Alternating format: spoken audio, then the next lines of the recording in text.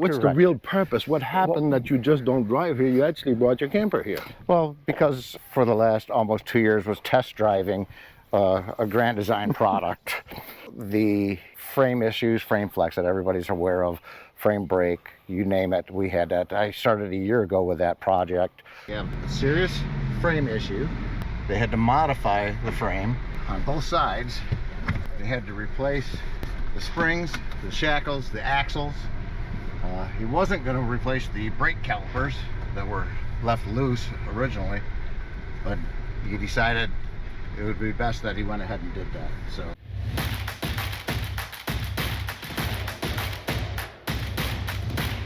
Bruce, I wanted to catch you on the spot to tell viewers, why do we need an inspection? By the way, we're in Elkhart, Indiana. There's a reason for this, so stay to the end, you'll understand why. What's the point of having an inspection? The point to having an inspection is really to protect yourself against the garbage that's out there, that's for sale, new and used. I'm going to assume you're going to want me to start talking about my pile. No. Good. Good. I was concerned about that. Yeah, exactly. I'm like, oh boy, got to save that for later. Exactly. What was your intent or your desire to come with BLUEOX endorse inspection? What was the point that attracted you that said, okay, I'm already an inspector, but now I'm looking at this, how do I see this, why? Well, as I told you, I was inspecting, but I did not like the level that I was doing it at. I wanted to do a better level.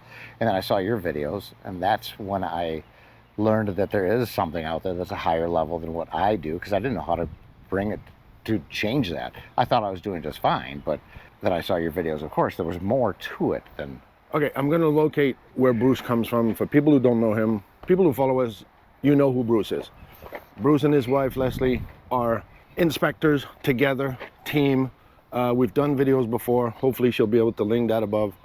The purpose of the endorsement was for people like Bruce to say, I see what's out there, I see where I've been, I see where I was taught, but now I want to bring it to a different level, more precise, doing a service to the community of the RV industry instead of just doing a checkbox. Exactly right. Yeah. Exactly right. Just the basic check the box.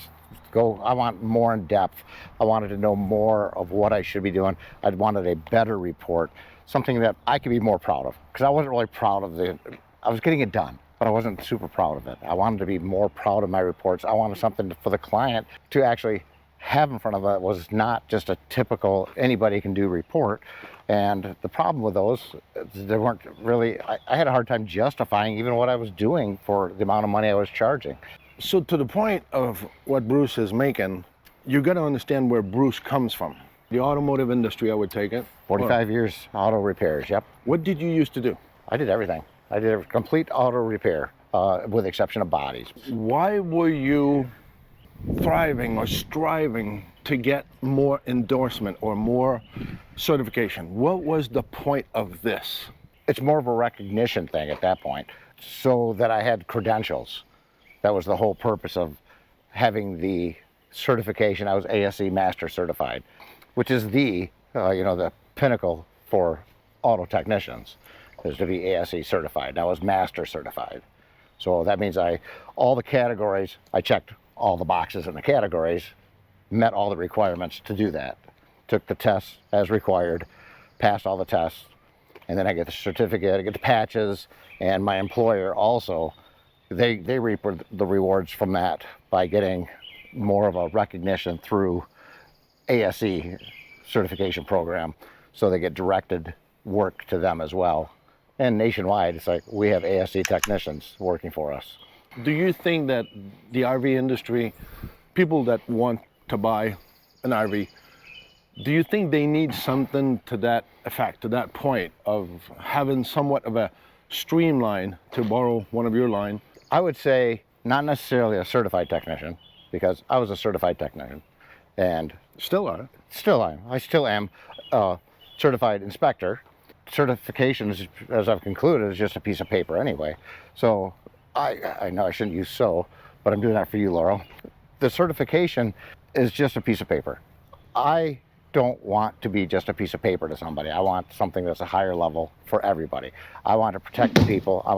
I'm doing this like you said, you know, this is more of a public service that I'm charging for, of course, but I want them to have the higher quality inspection rather than just an overview inspection, if that makes sense. Value for what they invested, that actually recognize the value of what we're charging versus the work that was put into it and the result that the customer ends up with. Exactly right, because the price I was charging before was probably way too high for the quality of work that they're actually getting, because I only did the check boxes. You know, whatever the boxes were, that's what I was doing. That's what they taught us in class. That's what we do. I've learned since then there's a whole lot more to an inspection than that. There's a lot more in depth. There are areas that you're not even thinking of, that these newbies, let's call them, that are coming out here, don't even know what they're looking for. They don't even know these things exist, and let alone the report side of it, making that report so that it is a quality report for the client. That's not what they're getting. That's not what they're learning, but that's what we're doing. That's what we're doing as being endorsed. To bring back your situation, because for people who don't know, we're in Elkhart. I came here for intent. I'm doing a trial run for the Medic product that I can't talk about. Bruce also had to come here because we are visiting Newmar tomorrow. We've been inviting to go to Newmar, and the purpose of why we're going to Newmar is to see what we're looking at when we're inspecting a Newmar. The construction, the walls, the frame, the structure, to see where they put stuff so we understand what we're looking at from the outside, the peripheral view, or when we go in the belly, so we actually know the structure, how it's built. That was the purpose of going there. But as we were coming here, you should have drove here about 2 hours just to come here to go to this tour we're going to do. But what's the real purpose? What happened that you just don't drive here? You actually brought your camper here. Well, because I, for the last almost 2 years, was test driving a Grand Design product.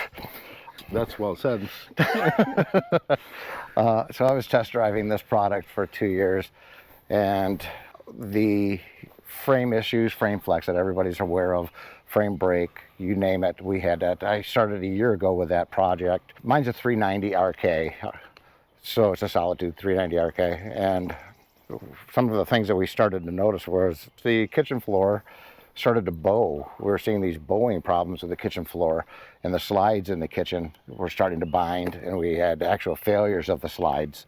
So we had taken it to Grand Design. They addressed those issues along with the frame flex. I noticed when I was attached to the truck that there was a whole lot of movement in that, the hitch itself, the fifth wheel hitch. So with that, we had that repaired a year ago.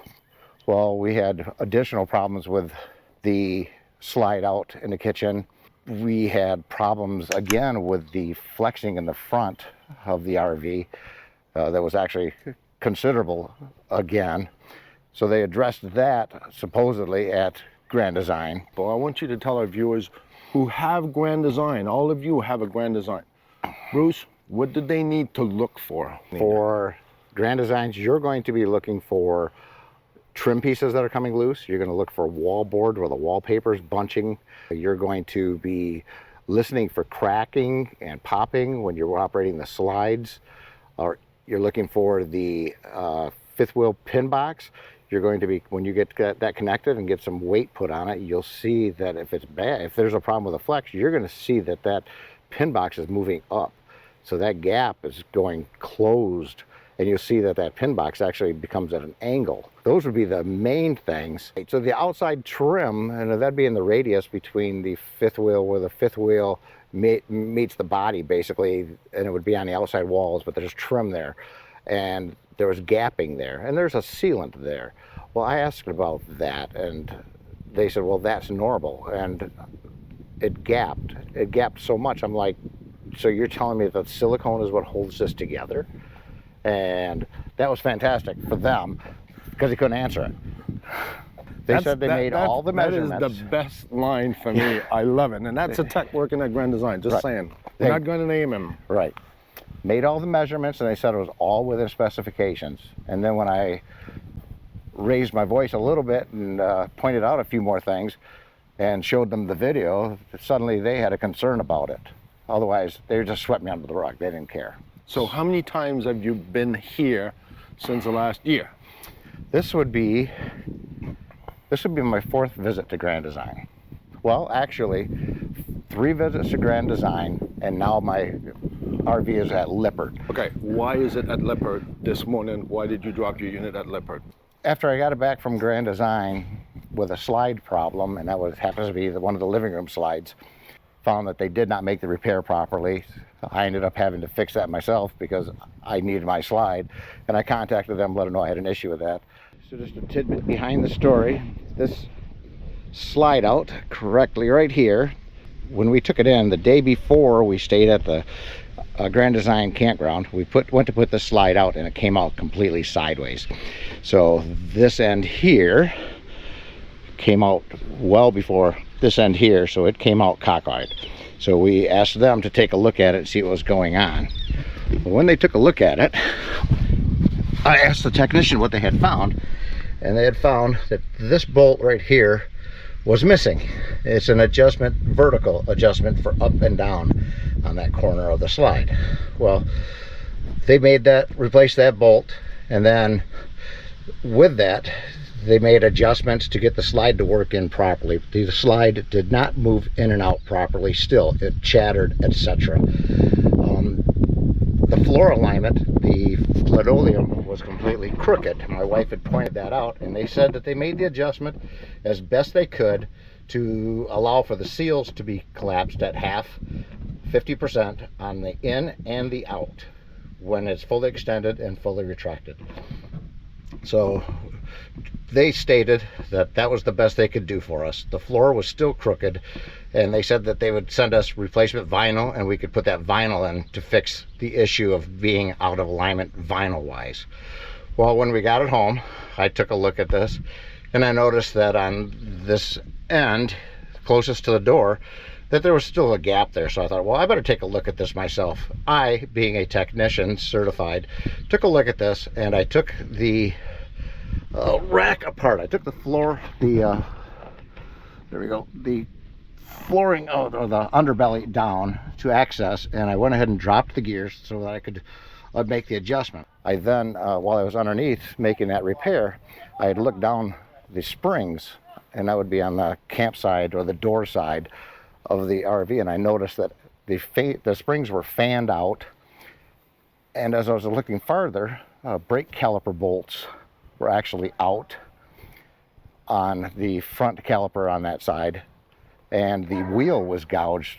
So I grabbed a hold of that caliper. I found that that caliper was completely loose, and that caliper was rubbing on the wheel. The shackle, or should I say the center equalizer shackle that holds that equalizer in place, that was probably bent in, what would you say, about 15 degrees, 20 degrees? Oh, yeah. Probably all of that. Yeah. And then of course the equalizer was broken, although the RV tech from Grand Design said that that wasn't broken, which Yeah, that was funny. was broken. I was there, by the way. So yeah, I can vouch to that. So that's my point about this trip that you have this morning. Your intent this morning is they're going to spend 2 days to restructure, because, okay, for people who don't understand how it works, I want you to imagine a fifth wheel. So you got a frame, and there's a camber. Well, the camber that they're talking about is the axle shaft itself. So if you take a pencil and you kind of bend it one way or the other, you have a positive camber, you have a negative camber. So if when that extends out to the wheels, it's the wheels tipping in or the wheels tipping out. Yeah. That's what the camber actually is. But it's the bowing of the axles, how they're measuring their camber. But now they're talking about the camber of the frame. And the frame is exactly what that works the same way. Now we have 2 rails of the frame, the I-beam, and the I-beam. Yeah. Okay, and now it's cambering. Is that this is what's happening on it? It's like a bow, so it should be like this when they build it, and when they put all the weight, it comes even. Comes even, right? So, but now his is now already going backwards, and we don't even have the full load of what you carry normally. Normally, right? Yeah. So it's already done. It's already bowed and top dog that he talked to at Grand Design anyway admits that, well, this is the smallest, how did you say that? Yeah, he said, this is our largest unit with the smallest carrying capacity. That's from Grand Design, people. That is directly from the top dog up there. Exactly. And that's how they conceive, work, build the units. And that's not the only one. We're just pointing out Grand Design because Bruce happens to have one. Exactly. But it goes with any manufacturer. And again, I'm not pointing fingers at Lippert for those who think that. Nope. Every manufacturer decide the frame they want to have. They give drawings and they're offered a frame. If they take it, well, that's it. It's always about the money.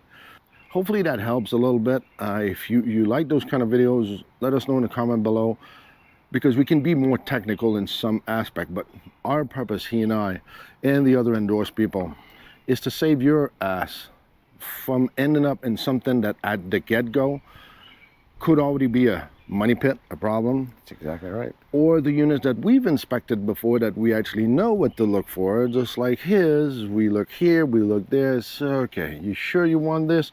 Listen, we're not giving you our opinion. We're giving you statements, facts. Facts, exactly. But if this has been moving and we already know there's a movement or some slide out or crack, that is the purpose of having an inspection.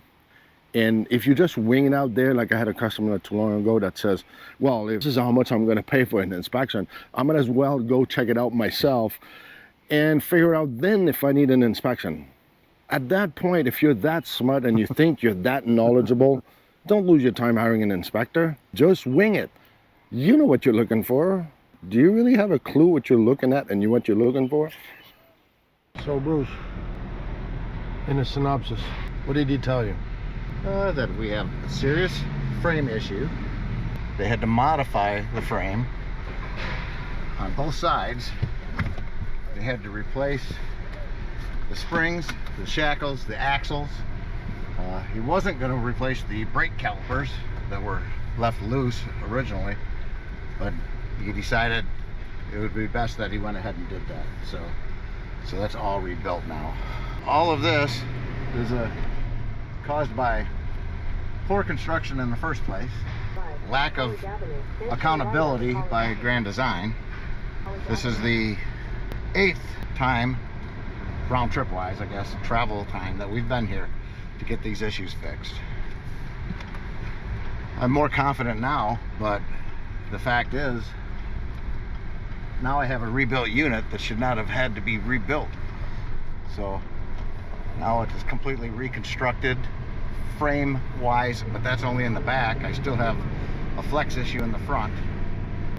We have no idea what we're going to do with that at this point, but we're back on the road now. We can get to point B and continue our work that we have been deprived of, and our living that we've been deprived of for good last month and some change. That's where we stand today. So what's the value on that? Exactly. How do I put a value on that? Lack of use, we're unable to access our belongings, not being able to travel, lost and non-refundable campground deposits, lost work that we can't get to. So we have lost wages, lost use. It's just, there's so many things that I was not able to do because we're having repair guys come out. What time are they going to be there exactly? Well, that never works. So you have to take time off from that. Don't know when you can get back to work. Don't know when you can get moving on to your next location that you're supposed to be to. To put a value on that, it's really hard to put a value on something like this.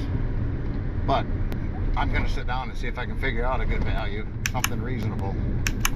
In my eye, reasonable. I'm sure that no matter what number I pick, it's not going to be reasonable in their eyes. Why wouldn't they care? Well, why wouldn't they care? I'm going to tell you why they wouldn't be reasonable. Because they're worried about their bottom line. If they weren't worried about their bottom line, it seems to me like this frame would have been right in the first place. I should never have these issues. And I don't want this any longer. These are issues. You have to put your arm on so I can see. You're blocking my view. I almost hit a horse this time instead of the trailer. You know, when I purchased this new, it was not a question of being able to find these things on an inspection. That's something that didn't happen until we used it. few times, so even new, this was, we never would have seen this. Well, exactly. These cases now, an inspection, you're not going to be able to pull the front file on material down to access the frame to take a look. That's not something that we do on an inspection. We don't drop the underbelly on an inspection to inspect the frame for cracks. We do as much as we can possibly do on our inspections to try to prevent, you know, so we can see if any of this stuff is happening, but you can't see it. If it's happening on the inside, it's there. You can't see it, you can't guess it. You know, we're not engineers either, so we can't say right up front, you know, hey, every one of them's this way, but so far from what I can tell, every one of them's this way. And, you know, I was warned about it previously. I've seen enough videos out there, and then I'm thinking, oh, maybe I got a good one. Well, maybe I didn't. So that's where we stand today. The only thing I can say at this point is we're back on the road, and this unit is going to go away one way or another.